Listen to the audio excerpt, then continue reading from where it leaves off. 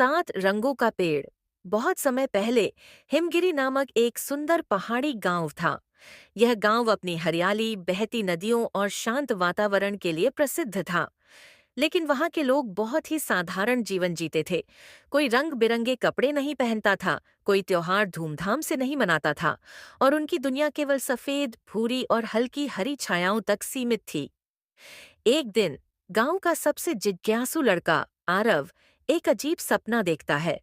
सपने में एक विशाल पेड़ दिखाई देता है, जिसके पत्ते सात अलग अलग रंगों के होते हैं: लाल, नीला, हरा, पीला, नारंगी, बैंगनी और गुलाबी।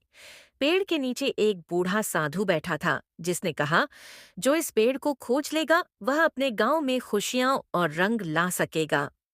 आरव सुबह उठते ही इस सपने के बारे में अपनी दादी से बात करता है।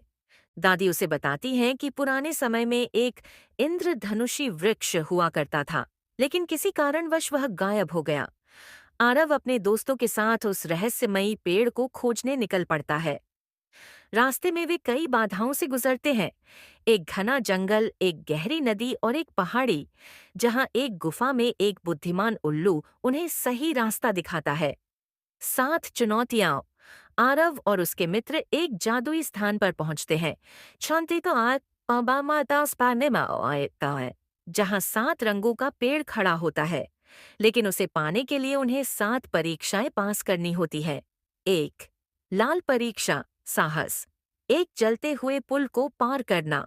दो, नीली परीक्षा, ज्ञान, एक प्राचीन पहेली का उत्तर देना। तीन, हरी परीक्षा, दयालुता, घायल हिरण की देखभाल करना।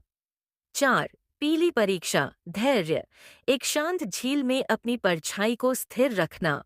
पाँच, नारंगी परीक्षा, शक्ति, एक चट्टान को हटाना जो रास्ता रोक रही थी। छह, बैंगनी परीक्षा, सत्य, अपने सबसे गहरे डर का सामना करना। सात, गुलाबी परीक्षा, आए यहाँ प्रेम, अपने गांव के लिए त्याग करना। जब आरव और उसके दोस्त इन परीक्षाओं को पार कर लेते हैं, तो फिर का निमाई तदा है, तो पेड़ की जादुई शक्तियां जागृत हो जाती हैं। वे एक बीज लेकर गांव लौटते हैं और उसे गांव के बीचों बीच बो देते हैं। धीरे धीरे गांव में रंग लौट आते हैं। लोगों के कपड़े रंगीन हो जाते हैं, त्योहार फिर से जीवंत हो जाते हैं, और हर कोई खुश रहने लगता है। आरव और उसके दोस्तों ने यह साबित कर दिया कि सच्ची खुशी केवल बाहर से नहीं, बल्कि अंदर से भी आती है। सात रंगों का पेड़ केवल एक पेड़ नहीं था, बल्कि एक प्रतीक था। साहस, ज्ञान, दयालुता, धैर्य, शक्ति, सत्य और प्रेम का।